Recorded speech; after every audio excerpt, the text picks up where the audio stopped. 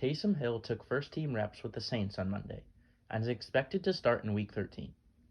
Last season, Hill was a great fantasy quarterback, and he should be able to follow up on last year's performances, even while dealing with a foot injury.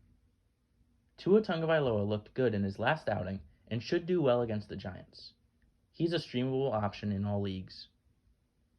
Taylor Heineke has played well as of late and is also a streaming option this week once again.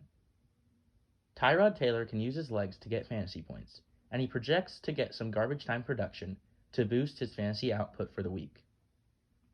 Christian McCaffrey is out for the season, making Chuba Hubbard the new starting running back. He will take over on rushing downs, and Amir Abdullah will take over on passing downs. Hubbard was a good option when McCaffrey was out with injury earlier this season, and hopefully he can be a useful fantasy player once again. DeAndre Swift is likely out for this week, and may not be able to go next week either. Jamal Williams will become a quality starter if Swift is indeed out, and has the potential to be a good option for multiple weeks once we know the state of Swift's injury. Boston Scott is a must-start option if Sanders and Howard are out through injury. The Eagles play the Jets, meaning there's a high chance that they will have some garbage time runs, likely helping Scott have a great game this Sunday. Sony Michel is also a must-start option if the starter, Darrell Henderson, is out with an injury.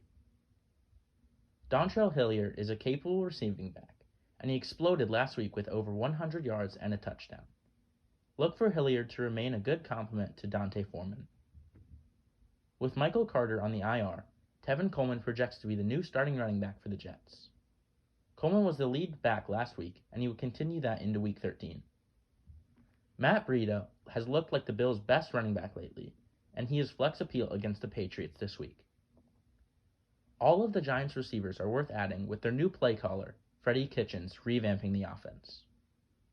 Kendrick Bourne has found the end zone 3 times in the last 3 games.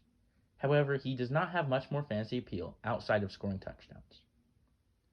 Rondale Moore had 11 targets in his last game, and if DeAndre Hopkins stays on the sidelines, he should be in line for another big game as Kyler Murray looks to return to action. Josh Reynolds had a big impact in Week 12, and facing the Vikings this week, he's a sneaky sleeper option. T.Y. Hilton had his first touchdown of the season last week, and now faces a weak Texans defense that he has had a lot of success against in the past. Marquez Valdes-Scantling has 19 targets in his past 2 games. He does not receive a lot of volume normally, but he still has game-winning upside for fantasy managers.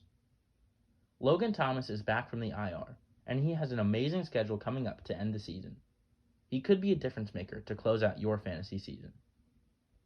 Foster Moreau will be the starter while Darren Waller is sidelined, and he should be considered a low-end starter against Washington. Cole Comet remains a focal point of the Bears' offense, no matter who is under center, and he will continue to be a low-end starting option regardless of the quarterback situation in Chicago. The Seahawks said they wanted to get Gerald Everett more involved, and they certainly have. He is worth adding in all leagues as he becomes a go-to option for Russell Wilson.